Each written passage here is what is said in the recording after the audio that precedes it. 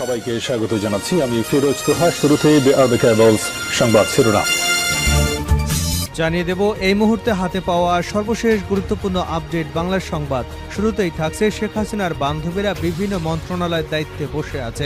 শান্তিতে নোবেল বিজয়ী অধ্যাপক ডক্টর মোহাম্মদ ইউনূসের নেতৃত্বাধীন অন্তর্বর্তীকালীন সরকারকে রাজনৈতিকভাবে হেয় প্রতিপন্ন করার চক্রান্ত চলছে বলে মন্তব্য করেছেন বিএনপি চেয়ারপারসনের উপদেষ্টা জয়নুল আবেদিন ফারুক। তিনি বলেন, এখনও শেখ হাসিনার বান্ধবীরা বিভিন্ন মন্ত্রণালয়ের দায়িত্ব নিয়ে বসে আছে। গুলি করার লোক, বিএনপির অফিস ভাঙার লোক, মেহেদী হারুন বিপ্লব, ওরা কোথায়? এবারে জানাবো, বাংলাদেশে বন্যা দুর্গত মানুষের জন্য $40 লাখ সহায়তার বরাদ্দ করেছে জাতিসংঘ। বুধবার জাতিসংঘের মহাসচিব অ্যান্টনিও গুতেরেসের মুখপাত্রের কার্যালয়ে অনুষ্ঠিত নিয়মিত প্রেস ব্রিফিংয়ের আগে পাঠ করা এক বিবৃতিতে এ তথ্য জানানো হয়েছে। জানাবো, সীমান্ত নিয়ে বাংলাদেশ ভারত দ্বিপাক্ষীয় সম্মেলন অক্টোবরে। বর্ডার গার্ড বাংলাদেশ ও ভারতের বর্ডার সিকিউরিটি ফোর্সের মধ্যে 55তম সীমান্ত সম্মেলনের আনুষ্ঠানিক বৈঠক হতে পারে অক্টোবরে। দ্বিপাক্ষীয় এই সম্মেলনে অংশ নিতে আগামী অক্টোবরে ভারতে যেতে পারে বাংলাদেশের একটি উচ্চপদস্থ প্রতিনিধি দল। এদিকে নির্দলীয় তত্ত্বাবধায়ক সরকারের অধীনে নির্বাচনের পরামর্শ দিয়ে পদত্যাগ করলেন কাজী হাবিবুল আউয়াল। প্রধান নির্বাচন কমিশনার সিএসি কাজী হাবিবুল আউয়ালের নেতৃত্বাধীন নির্বাচন কমিশন আজ বৃহস্পতিবার পদত্যাগ করেছে। পদত্যাগ ঘোষণার আগে বিদায়ী ব্রিফিংয়ে এবং ভবিষ্যতে প্রতিটি নির্বাচন নির্দলীয় তত্ত্বাবধায়ক সরকারের অধীনে অনুষ্ঠানের পরামর্শ দিয়েছেন সিএসি কাজী হাবিবুল আউয়াল। জানিয়ে দেব, ডক্টর ইউনূসের নেতৃত্বাধীন অন্তর্বর্তী সরকারকে সমর্থন 198 বিশ্ব নেতার। অধ্যাপক ডক্টর মোহাম্মদ ইউনূসের নেতৃত্বাধীন বাংলাদেশের অন্তর্বর্তী সরকারের প্রতি দৃঢ় সমর্থন জানিয়েছে 198 বিশ্ব নেতা। তাদের মধ্যে সাবেক মার্কিন প্রেসিডেন্ট বারাক ওবামা সহ 92 জন নোবেল বিজয়ী রয়েছেন। এবং সর্বশেষ জানাবো আন্তর্জাতিক সংবাদ। হানিয়া হত্যাকাণ্ডে ইরানের প্রতিক্রিয়া হবে আশ্চর্যজনক। হামাস প্রধান ইসমাইল হানিয়ার হত্যার জবাব কবে কখন দেবে ইরান, এ নিয়ে জল্পনা রয়েছে মধ্যপ্রাচ্যের রাজনীতিতে। বিভিন্ন উত্তেজনাপূর্ণ হুমকির মধ্যে মাস পেরিয়ে গেছে, তবে এখনও বদলা নেয়নি ইরান। তবে ইসলামী বিপ্লবী গার্ডের কুদস ফোর্সের operations deputy commander brigadier general Mohsen Chizari বলেছেন, ইরান নির্দিষ্ট সময় হানিয়া হত্যার জবাব দেবে, এজন্য তারা ব্যতিক্রমী এবং আশ্চর্যজনক পদক্ষেপ নেবে। এতক্ষণ শিরোনাম শুনছিলেন, এবার বিস্তারিত। প্রিয় দর্শক, আপনি যদি এই চ্যানেলে নতুন হয়ে থাকেন, ভিডিওটি দেখতে দেখতে চ্যানেলটি সাবস্ক্রাইব করে আমাদের সঙ্গেই থাকুন। আর এই ভিডিও সম্পর্কে আপনি আপনার মূল্যবান মতামতটি কমেন্ট বক্সে জানিয়ে দিন। আর হ্যাঁ প্রিয় দর্শক, জানিয়ে দিন ভিডিওটি কোথা থেকে দেখছেন। শেখ হাসিনার বান্ধবীরা বিভিন্ন মন্ত্রণালয়ের দায়িত্বে বসে আছে। শান্তিতে নোবেল বিজয়ী অধ্যাপক ডক্টর মোহাম্মদ ইউনূসের নেতৃত্বাধীন অন্তর্বর্তীকালীন সরকারকে রাজনৈতিকভাবে হেয় প্রতিপন্ন করার চক্রান্ত চলছে বলে মন্তব্য করেছেন বিএনপি চেয়ারপারসনের উপদেষ্টা জয়নুল আবেদিন ফারুক। তিনি বলেন, এখনও শেখ হাসিনার বান্ধবীরা বিভিন্ন মন্ত্রণালয়ের দায়িত্ব নিয়ে বসে আছে। গুলি করার লোক, বিএনপির অফিস ভাঙা নায়ক মেহেদী হারুন বিপ্লব, ওরা কোথায়? এখনও পুলিশের বিভিন্ন পদে শেখ হাসিনার লোকেরা বহাল তবিয়তে আছে। এদেরকে যদি আইনের আওতায় না আনেন, তাহলে মানুষ কথা বলবে, মানুষ কষ্ট পাবে। অনুগ্রহ করে এদেরকে আইনের আওতায় আনুন। বৃহস্পতিবার জাতীয় প্রেস ক্লাবের সামনে বাংলাদেশ ইয়ুথ ফোরাম আয়োজিত এক প্রতিবাদী সভায় প্রধান অতিথির বক্তব্যে তিনি এসব কথা বলেন। জয়নুল আবেদিন ফারুক বলেন, খুনি হাসিনার ক্ষমা নেই, খুনি হাসিনাকে বাংলাদেশে এনে বিচার করতে হবে। বাংলাদেশের মানুষ পুলিশ কর্মকর্তা শেখ হাসিনার নির্দেশে গুলি করেছেন, তাদেরকে আইনের আওতায় আনতে হবে। না হলে আমাদের ছাত্র সমাজে যারা আত্মহুতি দিয়েছেন তারা কবরে থেকেও শান্তি পাবে না। অন্তর্বর্তীকালীন সরকারকে সময়ক্ষেপণ না করার অনুরোধ জানিয়ে বিএনপির এই নেতা বলেন, জনগণের প্রত্যাশা আপনাকে পূরণ করতে হবে।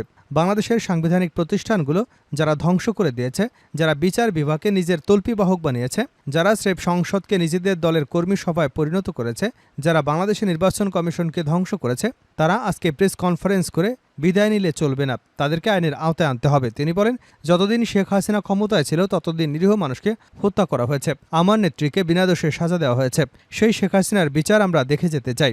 শেখ হাসিনাকে ভারত থেকে ফেরত আনতে হবে, আনার প্রয়োজনীয়তা দেখা দিয়েছে। জয়নুল আবেদিন ফারুক আরও বলেন, আবু সাইদের রক্তের দাগ না শুকাতেই এই সরকারের বিরুদ্ধে ষড়যন্ত্র করে দেশকে অশান্ত করবার প্রক্রিয়া আমরা দেখতে পাচ্ছি। একজন রাজনৈতিক কর্মী হিসেবে, স্বাধীনতা যুদ্ধের একজন কর্মী হিসেবে আমাদের দায়িত্ব অপরিসীম। বাংলাদেশের বন্যা দুর্গতদের জন্য $40 লাখ বরাদ্দের ঘোষণা জাতিসংঘের। বাংলাদেশে বন্যা দুর্গত মানুষের জন্য $40 লাখ সহায়তা বরাদ্দ করেছে জাতিসংঘ। বুধবার জাতিসংঘের মহাসচিব অ্যান্টনিও গুতেরেসের মুখপাত্রের কার্যালয়ে অনুষ্ঠিত নিয়মিত প্রেস ব্রিফিংয়ের আগে পাঠ করা এক বিবৃতিতে এ তথ্য জানানো হয়েছে।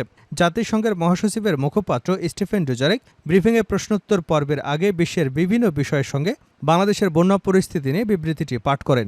ডুজারিক বলেন, জাতিসংঘের ভারপ্রাপ্ত জরুরি ত্রাণ সমন্বয়কারী জয়েস এমসোয়া সংস্থা নিজস্ব কেন্দ্রীয় জরুরি সহায়তা তহবিল নামক মানবিক সহায়তা তহবিল থেকে বাংলাদেশের জন্য এ বরাদ্দ দিয়েছে। গত মাসের শেষ থেকে বাংলাদেশে বন্যায় ক্ষতিগ্রস্ত প্রায় ৬০ লাখ মানুষকে সহায়তার জন্য এই অর্থ খরচ করা হবে। ব্রিফিংয়ে বাংলাদেশের সাম্প্রতিক বন্যা পরিস্থিতি তুলে ধরে দুজারিক বলেন, বন্যায় ৩,৪০০-এর বেশি আশ্রয়কেন্দ্রে প্রায় ৫ লাখ মানুষ আশ্রয় নেবার কথা জানা গেছে। বন্যার কারণে ৭,০০০-এরও বেশি স্কুল কলেজ বন্ধ হয়ে গেছে। এতে প্রায় ১৭ লাখ স্কুল শিক্ষার্থী ক্ষতিগ্রস্ত হয়েছে। বন্যার কারণে পশু এবং মৎস্য সম্পদ খাতে ১৫,৬০,০০,০০,০০০ ক্ষতি হয়েছে। সীমান্ত নিয়ে বাংলাদেশ ভারত দ্বিপাক্ষীয় সম্মেলন অক্টোবরে। বর্ডার গার্ড বাংলাদেশ ও ভারতের বর্ডার সিকিউরিটি ফোর্সের মধ্যে ৫৫তম সীমান্ত সম্মেলনের আনুষ্ঠানিক বৈঠক হতে পারে অক্টোবরে। দ্বিপাক্ষীয় এই সম্মেলনে অংশ নিতে আগামী অক্টোবরে ভারতে যেতে পারে বাংলাদেশের একটি উচ্চপদস্থ প্রতিনিধি দল। বিজিবি এবং বিএসএফ প্রধানদের মধ্যে ৫৫তম বৈঠক হবে এটি। বৃহস্পতিবার ভারতীয় সংবাদ সংস্থা পিটিআইয়ের বরাতে খবর জানিয়েছে টাইমস অফ ইন্ডিয়া। একটি সূত্র পিটিআইকে জানিয়েছে, সম্মেলনের জন্য ভারতের পক্ষ থেকে বাংলাদেশকে ২টি তারিখ প্রস্তাব করা হয়েছিল, একটি সেপ্টেম্বরের শেষের দিকে আর একটি অক্টোবরে। এর মধ্যে বাংলাদেশের সংশ্লিষ্ট কর্তৃপক্ষ অক্টোবরে প্রতিনিধি পাঠানোর ব্যাপারে ইঙ্গিত দিয়েছে। তবে অক্টোবরে এই সম্মেলন হতে পারে কিনা তা নিশ্চিত করতে পারেনি কোনো পক্ষই। প্রতিবেদনে বলা হয়েছে, চলতি বছরের মার্চে সর্বশেষ বৈঠকটি হয়েছিল ঢাকায়।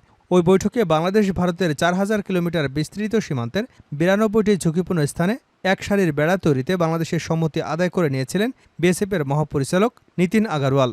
তবে দীর্ঘদিন ধরে ক্ষমতায় থাকা ভারতের পরীক্ষিত মিত্র শেখ হাসিনা সরকারের পতন হওয়ায় পরিস্থিতি আগের মতো নেই। এর মধ্যে সম্প্রতি ৫ ভারতীয় অনুপ্রবেশকারীকে ফেরত দিতে অস্বীকৃতি জানায় বিজেপি। বলা যায়, হাসিনার পতনের পর এটি হতে চলেছে দুদেশের মধ্যে শীর্ষ পর্যায়ের প্রথম কোনো বৈঠক। সীমান্ত সম্মেলনে সাধারণ সীমান্ত হত্যা, অবৈধ অনুপ্রবেশ, মাদক, অস্ত্র, গোলাবারুদ এবং অন্যান্য চোরাচালান রোধসহ বিভিন্ন আন্তঃসীমান্ত অপরাধ দমন, আন্তর্জাতিক সীমান্তের ১৫০ গজের মধ্যে বিভিন্ন উন্নয়নমূলক কর্মকাণ্ড, সীমান্ত নদীর তীর সংরক্ষণ, সমন্বিত সীমান্ত ব্যবস্থাপনা পরিকল্পনা বাস্তবায়নে যৌথ উদ্যোগ গ্রহণ সহ বিভিন্ন বিষয়ে আলোচনা হয়। নির্দলীয় তত্ত্বাবধায়ক সরকারের অধীনে নির্বাচনের পরামর্শ দিয়ে পদত্যাগ করলেন সাবেক সিইসি কাজী হাবিবুল আউয়াল। প্রধান নির্বাচন কমিশনার কাজী হাবিবুল আউয়ালের নেতৃত্বাধীন নির্বাচন কমিশন আজ বৃহস্পতিবার পদত্যাগ করেছে।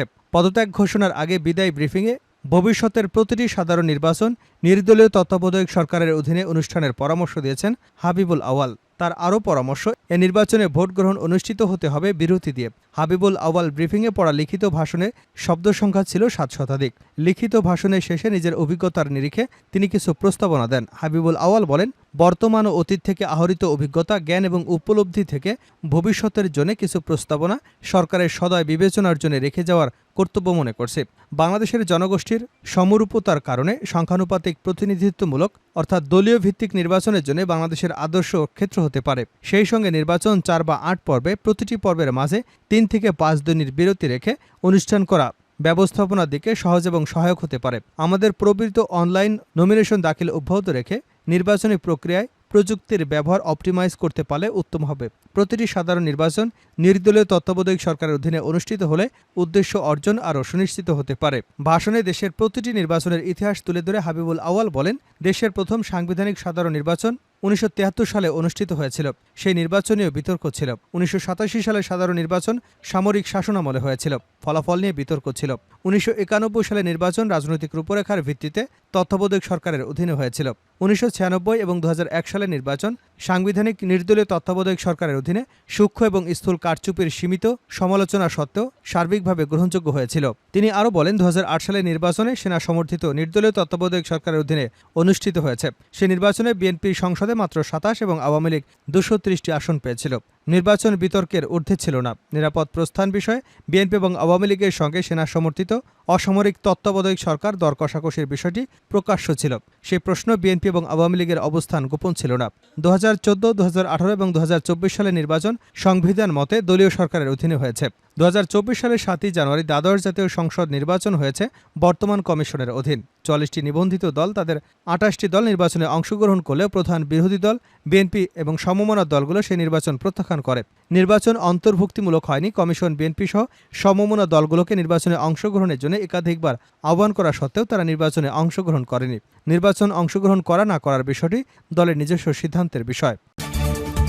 শেষ করছে আন্তর্জাতিক সংবাদ দিয়ে। হানিয়া হত্যাকাণ্ডে ইরানের প্রতিক্রিয়া হবে আশ্চর্যজনক। হামাস প্রধান ইসমাইল হানিয়া হত্যার জবাব কবে হবে, কখন দেবে ইরান, এ নিয়ে জল্পনা রয়েছে মধ্যপ্রাচ্যের রাজনীতিতে। বিভিন্ন উত্তেজনাপূর্ণ হুমকির মধ্যে মাস পেরিয়ে গেছে, তবে এখনও বদলা নেয়নি ইরান। তবে ইসলামী বিপ্লবী গার্ডের কুচ ফোর্সের operations deputy commander brigadier general Mohsen Chizari বলেছেন, ইরান নির্দিষ্ট সময় হানিয়া হত্যার জবাব দেবে। এজন্য তারা ব্যতিক্রমী এবং আশ্চর্যজনক পদক্ষেপ নেবে। বুধবার রাষ্ট্রীয় বাহিনীর সঙ্গে যুক্ত একটি সংবাদ মাধ্যমের সাথে সাক্ষাৎকারে এ মন্তব্য করেন তিনি। সূত্র বলছে, হানিয়া হত্যার প্রতিশোধ নিতে ইরান দেরি করেছে কৌশলগত কারণে। তবে লেবাননে ইরানপন্থী প্রতিরোধ আন্দোলন হিজবুল্লাহ তাদের শীর্ষ কমান্ডার ফুয়াদ শুকুরের হত্যার প্রতিক্রিয়া হিসেবে ইসরায়েলে হামলা চালিয়েছে। ইরানের প্রেসিডেন্ট মাসুদ পেজেশকিয়ানের শপথ গ্রহণ অনুষ্ঠানের একদিন পর 31শে জুলাই ইরানের রাজধানী তেহরানে অতিথি ভবনে হত্যা করা হয় হানিয়াকে। এদিকে গাজায় বর্বর আগ্রাসনের মধ্যে পশ্চিম তীরে হামলা চালিয়ে যাচ্ছে ইসরায়েল। এ নিয়ে মোহসেন চিজারি বলেছেন, অধিকৃত পশ্চিম তীরে ফিলিস্তিনিদের বিরুদ্ধে ইসরায়েলি শাসকদের অপরাধ বিশ্বজুড়ে মানুষকে চিহ্নিত করেছে যে ইসরায়েল একটি দখলদারি এবং নিপীড়নকারী যন্ত্র।